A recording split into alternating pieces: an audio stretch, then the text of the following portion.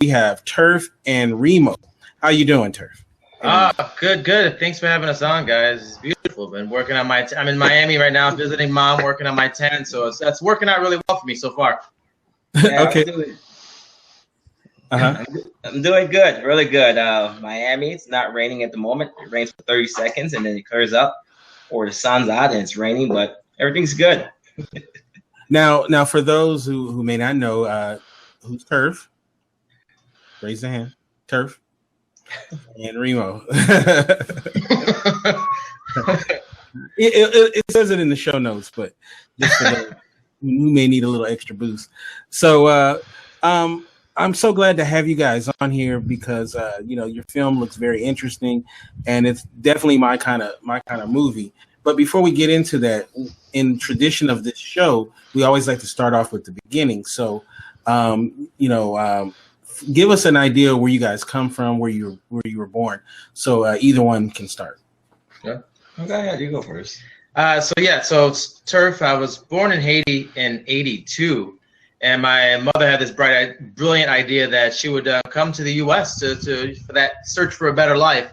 So I ended up coming here at 5, spent X amount of years, 20+ years, and denying, not wanting anything to do with this Haitian culture, and living the wonderful U.S. dream. School, college, ended up studying acting, fell into production, started doing music videos, commercials. That pushed me into feature films. So I ended up being really brave, decided to get 50+ actors and tackle this crazy long, heavy script called Critical Nexus, which critics were like, why is he doing that for his first film? Is he nuts? So did that, and here we are at our 3rd feature, and that kind of sums up my life. I got 2 kids.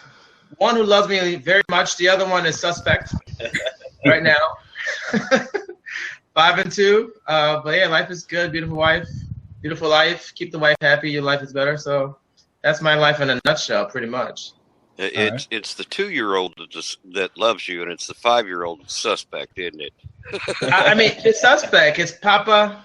When my wife flies out of town, it's something else because my cooking is really good at ordering, and so when it's dinner time, she'll look at me and she'll be like, "Papa, this isn't so good."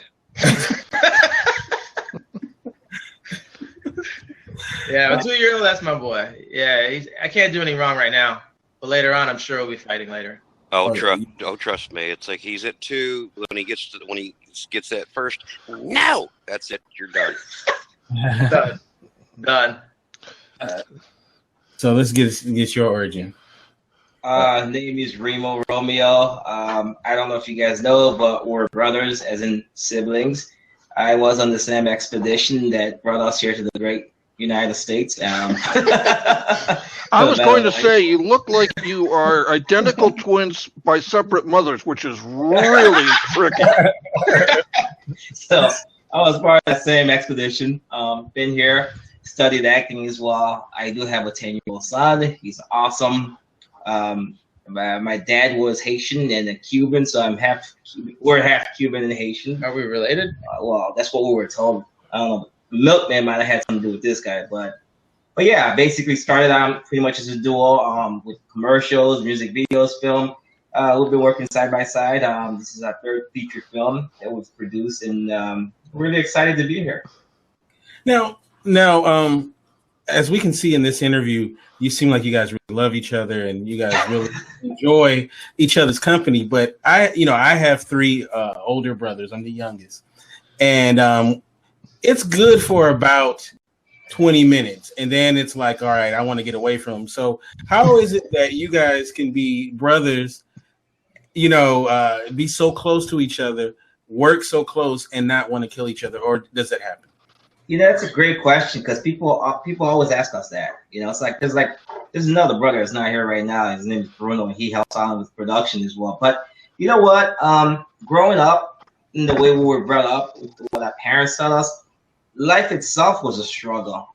Being in the neighborhood itself was a struggle. So I didn't have time to fight one another when there's an actual fight out there already that you need to get through. So it's like, hey, let's work together, let's get along. But I mean, I can't recall us ever having a real fight, really, other than, you know what? oops, you like whatever, man, and that's it. That was the end of it. And, and this whole time I thought the reason why we got along is because growing up we had 2 beds. One was slightly higher than the other, and guess who got to sleep in the middle? Because I was the younger one, and so then I had a big brother. They would roll and so I ended up sleeping half, like on the side a little bit. So to this day, I still go see a chiropractor every week to kind of work out the one side. So I'm a work in progress. All right. So now both of you guys work together. So how does this union work? What does one bring to the table that maybe not the other, and vice versa? Go first. You know what? We both have the same acting background. I mean, I write, produce, I act. He does the same. He has directed the last 2 features we did. I have not directed one yet. On an upcoming film, I'll probably be directing something. But, I also have a different background, too. I have 13 years of law enforcement. So when we're on sets or different films, technicality as far as firearms and all that stuff, so I had that knowledge that I bring, with all my trainings, SWAT, rapid response, and all that. Okay. I'm mostly here for comic relief in our lives as a family. That's what I do mostly. Doesn't always work, but I mean, I try my best to do that end of it. I've been involved in business, so I do handle a lot of the producing of that end of it a lot. And I've always been a little off, maybe because I'm the youngest in the family, and so that renders a lot more creativity for design for a different family. So that's mostly what I contribute to this dynamic that we call family and work, kind of. Well, and you being the youngest, in other words, you want to say you got more creativity and all that stuff. You just got away with more stuff because you're the youngest. Yeah, pretty much. But by the time the parents got to him, I was like, never mind, forget it. We give up. Now, the entertainment industry is a tough business. So I can imagine that you two being so close, going through that journey together, it must, you guys must give each other, help each other in that way, because most people go in it by themselves and you guys have each other. We bounce a lot. It is a plus in that we get to bounce ideas from each other. And also when we're having our roadblocks too, it's like, we always have that one person say, hey, what do you think about this? It's not like an outsider. I can pretty much tell them what I'm thinking and vice versa. So it's good to have that feedback from someone you can rely and know that have your best interest at heart. Yeah, I mean, it's an industry of secrets. It's everyone is harboring or pretend to be harboring this secret elixir to success or to the next best thing. And you find yourself running across a lot of people and you keep fighting and everyone's trying to hold on to that nugget because supposedly the next person, although there's a lot of nuggets of potential around, plenty go around, but there's this illusion of facade that it's, I need to hold on to this and I can't share there's not as much grooming, which is what makes it really tough in the industry is there aren't much grooming of the next round of people. People just want to harbor and hold on to it and maybe pass to a cousin or, Arpo looks kind of like my brother, my cousin, or, I'm going to take care of Arpo and give him a nice role as either Santa Claus or some other feature, something like that. But I mean, that's the way it kind of works for the most part.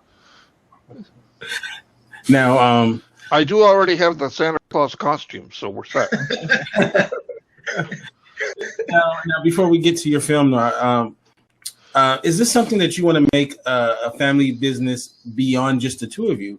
Are you going to be like the new Wayans family or something like that, where the kids, the nephews, the nieces, and everything? Or, are you going to try to do that?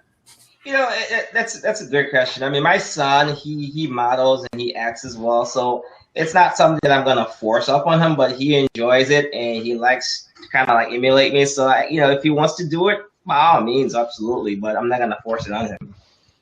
My daughter gets called out for she's kind of shy in front of camera. Like my agent, they had signed her. They're like, we want her. That bookings that she had to cancel. But ultimately, I would like to see my children. Hopefully that happens. Get more behind the scenes, actually. Have more of an influence into their careers and direction. Like we launched 2 years ago, we launched a distribution arm to our company so we can actually manage and acquire feature films. And I like to see them working behind the scenes, the production of it, the direction end, the distribution end. Because all of it happens in distribution realistically. It's kind of with industry where it's worked backwards. If you don't solidify how it is that the money is going to be recouped or produced, then we're not making this film. Why are we doing this unless independently wealthy, which most of us are not. So I'd like to see my kids behind the scenes. I think I'll push for that as well. Okay. All right, so I'm gonna play. We're gonna play the audio from your trailer, and then we're gonna get heavy into it. So here we go. This is the trailer of Bastard Sons of a Thousand Fathers. I love that title. All right, here we go.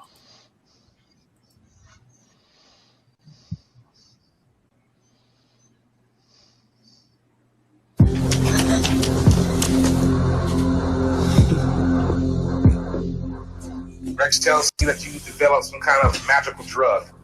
It's more than a magic drug. It's a one-hit wonder. What, does it make you sing or something? Better than that.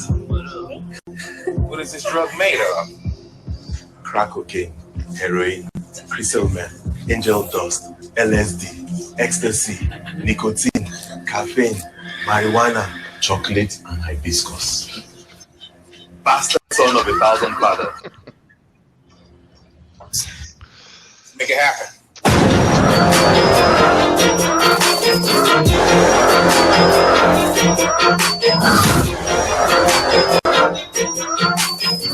We're in trouble. Someone's blackmailing me. I just can't keep giving you money. Now, if you need help getting rid of those goons, What up, Kel? hey guys, I could do that. How'd it go down that day? I have no mercy for anyone that crosses me. Lori Buruku.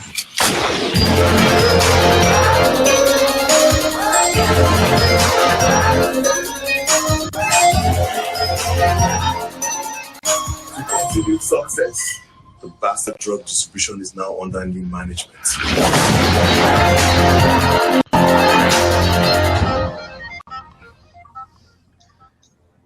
All right, that's the film. Oh man, I'm looking forward to seeing this. All right, so let's start off with where the idea came from, and what can we expect when we go to see it. Sorry? Yeah, the film is written by our Nigerian partner Lawrence Surumi, who wrote, directed, and one of the lead actors as well. He wanted to do a film that was, very accurate, an accurate portrayal of how certain life are in certain urban cities and around America, and something that's going to be accurate. And he wanted it to be intensely real and violent and true to itself. So that's how I believe this idea came about. And also, it's an action film, but it's really more a film about the drug business. Like, people are like, what's the title? Bastard Son of a Thousand Fathers? What do you guys get into? It's really because this drug is a mixture of so many drugs. There's no one single father or one single parent for it. But it's really about that drug business, that corruption, that greed, that the lengths people go through when they want to achieve what they want to achieve in this life. So it's really more about that. And you see these guys, and I think Romeo and I play Cal and Rex. They're two guys who are just trying to find their way. I think a lot of young guys are they make some choices which a lot of people may not agree with, but they're not necessarily evil or bad guys. They just are doing what they believe they need to do to get that nugget that we keep talking about. And also, although the film is about that type of ideas, it doesn't in any way promote drug usage, because ultimately it shows you the good, the bad, the negative, and the consequences of being involved in that life as well. Now, how did you guys get ready to? How did you guys prepare for your role? Go ahead. No, mainly because I've always taken the approach that acting is being truthful to the moment. Being in the moment and trusting the words and trusting your partner when you're in these scenes. And we had rehearsals, but mainly it's we play two brothers, but mainly it's that trusting that words and having that honest moment and where are we at right now, what just happened, really asking the questions of what just happened before and what's happening here right now. And when you commit to that, when you give if you can give 150% to that moment, then it comes alive. And I think if you can't act with all that backstory because you're not being honest. It's really about where we are right now, what's happened, the scene, where did I come from beforehand, and listen to what's being said and respond. So I think that was my part of my big personal preparation for the film. Was there anybody that you consulted with who was in the game that maybe gave you a little insight or anything like that? Growing up in in Chicago, I mean, you were subject to it. You were around it, right? You participated in that as a different story. But so we didn't need a consultant. We just knew how it went down. So I don't need. Yeah, we're good on that. We know how it goes down. So no consultant. They're like going, hey, Freddie, am I holding it right? Yeah. Now it seems like it has some humor to it as well. Yes, absolutely. I'm glad you said that, because that's one of the things that we just had our Chicago premiere last Friday, and people were amazed by the fact that although it is a very serious and strong film, but there were so many times where they find themselves laughing, and it got you right back into the film again. So yeah, definitely some release well injected into the film. Yeah, it doesn't write just one particular genre. It definitely has that between the action, the crime, that dark comedy, and sometimes just plain out comedy. There's a lot of fun. Coda, played by Lon Ray, has some really fun lines. Yeah. And Duke, Hugh Grady, our college buddies, longtime friend, he has some of the best lines in the movie. I'm like, man, how did you get that? I want those lines. But yeah, so it's not stuck in one genre, and we had a lot of fun. A lot of fun on set. It's truly an ensemble piece. I mean, when you see the film, I think you'll agree. I mean, everyone who plays a role, no matter how small, how big it was, they contributed. Their scenes were so well done and just so put together. They contributed to the entire thing. They had their place. So it's like truly an ensemble piece. One of the actually personal roles I really enjoyed too was the scene. There's a girl who plays the drug girl, Iris Cole. She committed, and we had a lot of fun. We shot that in Chicago in the projects in Chicago. Not the homes, the row house. The row house is in Chicago, and so here we are going, to film the scene. Cabrini Green. So we're going there with her and getting her makeup going. So yeah, this little beautiful white girl, and then we're doing the makeup on location, getting adjusted and stuff. And all of a sudden, she's adjusting to the environment and getting into this character stuff, and then she's getting into her thing, and people were like, "Hey, that girl's a junkie."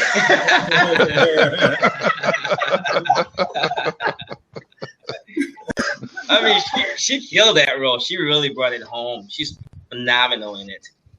Oh wow! Now, did you guys have to get physical at all in this film? Yeah, we did. There's definitely some fight scenes. Not a whole lot more. Well, I should say some folks are getting beat up pretty bad. Those scenes are pretty intense without giving the film away. When you saw someone got beat up or got hurt, they got hurt. I mean, and credit for that stuff really goes out to the special effects and makeup folks that they put a lot of love into it. Even some of the gunshot stuff, that's always where you can either hit or miss or spend enough money to really get it right, or have people who are really dedicated to getting it right. I think some of that stuff is a lot of fun, and it's done right. There's a lot of reaction stuff. We played to our strengths in that end of it, where some stuff where we could play more of the reaction and working around it when doing the makeup and working it that way versus having to spend a huge budget trying to get certain things which require a little more cash. One thing too that a lot of independent films miss on is the sound, and a lot of times the simple practical effects too sometimes. And just from when I hearing seeing the trailer, and from what I hear, it sounds like you guys really did a good job. So I can't wait to see it. Are you guys coming to LA at all with it? Oh, absolutely. Yeah, we're in Miami this weekend. We'll be in LA next Friday. Our premiere will be on Sunday the 2nd, October 2nd. We'll be there doing interviews and Friday morning. So Kenta, you got to come down. I don't know if you have some blue gators though. I mean, if you're gonna come down for the red carpet in LA, the downtown Independent, I need to see some blue gators. Something that can really hold down the red carpet, so you get a nice little contrast on there. But no, we're definitely got to do LA. Definitely have to do that. It's gonna be off the chain down there. It's gonna be all right. I will have to check it out. Yeah.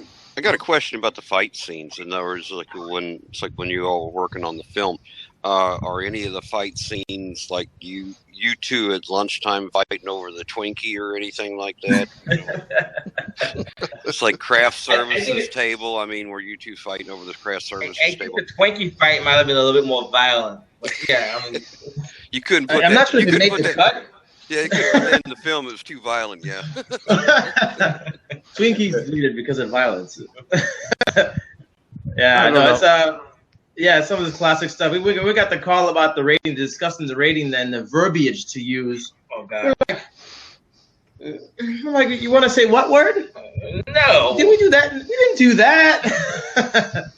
But the film is rated R, and we'll happily take it because it's an accurate portrayal of life. Life is not always PG or PG-13, so the ratings is good for guide little kids. But the reality is, it can be dark, it can be violent, it can be ugly. These are our times. This is the reality we live in, and go enjoy art. Yeah, also it is made for entertainment. Now, we don't want to give anything away or anything like that, but could you see there being a sequel potentially in this film? You know what? Yeah, that could be a sequel. But it would be a whole different sequel without giving the film away. There would be a supernatural element to it. Let's put it that way. Well, I'll tell you what. I'm not that much into drugs, but you had me at chocolate. Yeah, chocolate right. drug? Okay, that'll do. That's a secret ingredient. Now, we come to the point of the show that we affectionately call rapid fire. And the way that rapid fire works is that me, then Olaf, and then Arpo will be peppering you with questions, more of the personal nature, but not too personal because we don't get down like that. So you guys ready for some rapid fire? Yeah. All right. So, whoever wants to answer it first, but the questions will be for both. Okay. All right. First question we always start off with is a couple of years ago at Coachella, they had a hologram concert for the rapper Tupac. What dead artist or band would you like to see a hologram concert of? Biggie. Right. Yeah. All right. Anybody for you? Me. I might have to do Michael Jackson. Okay, Michael Jackson. I believe that they did do Michael Jackson. Okay. Well, repeat. You know what though? Hey, I wouldn't mind seeing Biggie and Michael collaborating. That would be good. All right, Olaf. It's on you, Olaf. Can't hear? Okay, Arpo. Go ahead, Arpo, and we'll try to get. Okay. My usual one I like to start off with is, what is your guilty pleasure to watch on television? The TV shows you don't want people to know you watch. Well, I guess for me it's the show. It's Frozen. Like lots and lots of Frozen. As much as I can get into my body, Frozen does it for me. You know what? It ain't the kids. It ain't about the kids. No, nothing to do with them. Nothing to do with them. Give me some more Frozen. He's always making fun of me because I watch way too much ID. Discovery ID. Oh, that's actually a good channel. It is. It's a little addicting, you know? Yeah. All right, Olaf, do we have you? Olaf? Okay, I'll go ahead. All right, so what is your favorite guilty pleasure junk food? Oh, ice cream. I'm lactose intolerant, but I love ice cream, and so that's just like going to heaven for me. I love brownies. I'm also lactose intolerant. I guess a genetic trait, so definitely brownies. I like that, like brownies. All right, Arpo. So you both spent a lot of time in Chicago. It so happens I also spent a lot of time in Chicago. And I was wondering what theater work you did up there while you were getting ready to do what you do now. Well, you know what? For me, the theater work that I did was pretty much when I was in school. Once I got out of school, I didn't do too much theater. I went pretty much more into acting as far as commercials and films and stuff like that. But I like theater. I would do it when the time is right. But mostly films I've been doing. Yeah, I did quite a few commercials shows too. I was a regular with Joe Settlemeyer up there. Oh, nice. Okay. Yeah, A regular. Fantastic. Yeah. Right. Yeah, I ended up doing Man Who Came to Dinner. I played Jefferson. That's one of my favorite shows to do. I had such fun. It was directed by Jeff Helgeson at this Gunder mansion. He actually had a real-life mansion that they reshaped for that. Since then, it's just my life is just kind of geared and moved towards more commercial work and voiceover work and a little less theater just because life's a little more layered. It's a little tougher to balance it out. But I miss stage a lot. I mean, I miss it. There's nothing like it. I immediately see in that having that partner on stage is you can't replace it. I miss it a lot. I agree. There is, television is nice, movies are nice. There is nothing that compares with live theater when you're an actor. Not at all. It's funny you asked that because a friend of ours just said that we should be doing. They would like to see us actually do a play, right? Yeah. All right. So okay, here we go. If it's the zombie apocalypse and you can only have two weapons, one is a melee weapon and the other one is like a firearm. What firearm and what melee weapon you would have? Melee weapon like a machete or a knife or something like that. Ooh. Mine would be a machete and my firearm would be I'd have to go with a AR-15. I like the AR-15. Okay, I can dig it. AR-15. Yeah. You know, I'd have to get a 12 gauge shotgun because the first time I was shooting that or spent a lot of time with that is I met my wife, and so one of the trips we went to the Upper Peninsula, UP in Michigan, and then their in-laws took me out into the woods. Not for that experience, but they took me out to the woods to go rabbit hunting. Right, didn't know anything about little rabbits apart from seeing them at the zoo or somewhere hopping somewhere. So it took me out to the woods. Like all you need is a compass and a shotgun, and they gave me a Bud Light, which I had. And I had this orange jumpsuit on. And here you guys, Upper Peninsula, Michigan. It took me out there. They're like, "Hey, we'll be back. Maybe an hour or two." So all I did was walk back and forth, sip my Bud Light. I was not getting lost in the woods, but it was, how many feet of snow. So I have to hold on to my shotgun, and maybe I think I do love a good machete as well too. So shotgun and machete. All right, that's what's up. Olaf, do we have you? Olaf. Okay, he's having some technical difficulty. He's hanging out with Gendai. All right, so Arpo, go ahead. Oh boy, I missed. I only have an answer two.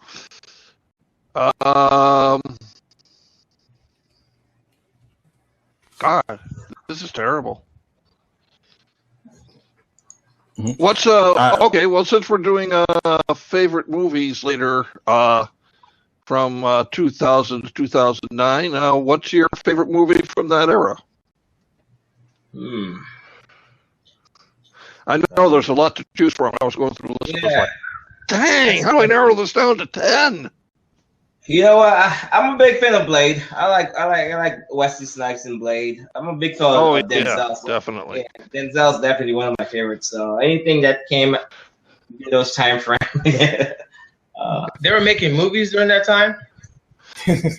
Yeah, I think actually they stole the idea for making movies from you guys in advance. They found out you were doing it. They said, "Wait a minute." When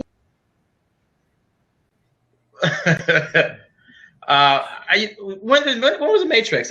When the hell was that Matrix? That was definitely 2000. Yeah, that was a one. Yeah, I enjoyed it. I enjoyed all that. I really enjoyed that stuff too. That was fun.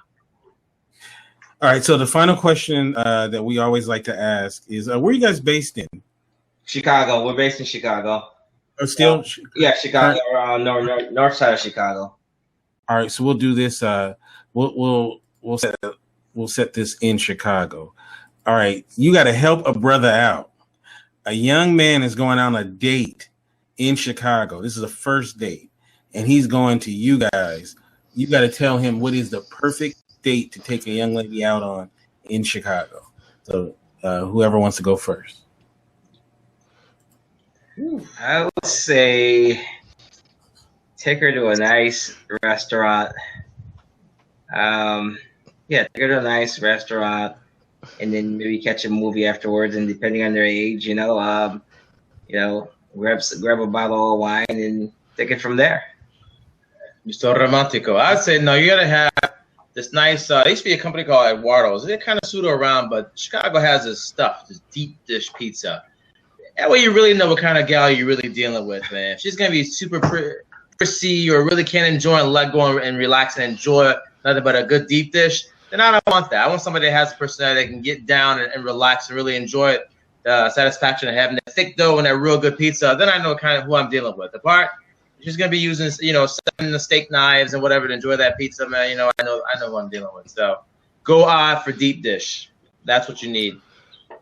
Okay, I was just in Chicago in, I think it was March or April, and I went to this place called Blue Illuminati, something like that. Illuminati, Illuminati. That's the king of the deep dish pizza. Yes. Yeah, it was really good. It was very good. I had because they've been my sister lives in Chicago, and her kids, and they were telling me, "Oh, you got to go here. You got to go here."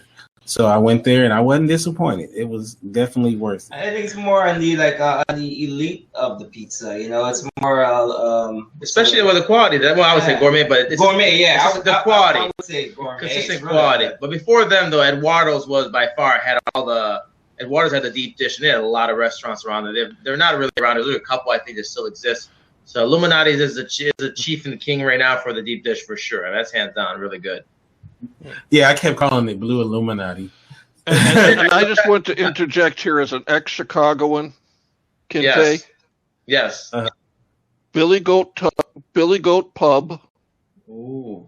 Get cheeseburger, no fries, chips, no Coke, Pepsi. And then House of Blues. You will get laid. Dig it. I love it. All right, so what can we expect from you guys coming in the future? Obviously, we have the film. Any other projects?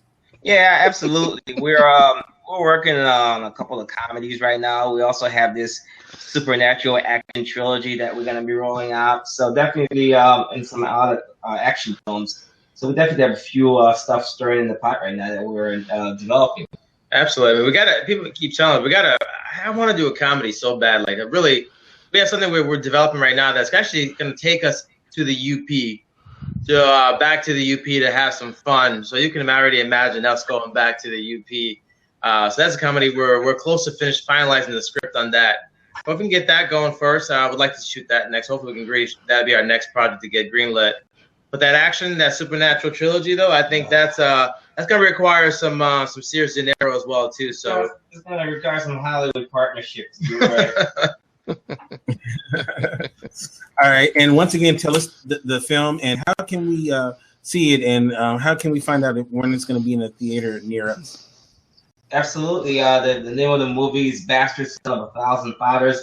We're premiering in Miami tomorrow night. It'll be in LA on October 2nd, New York on October 7th, and it will be available nationwide on demand on October 11th on Xfinity, Dish, let me see, Vimeo, every premium iTunes, every major VOD platform, and that in a bit. But for all the details, get online, bastardsonmovie.com.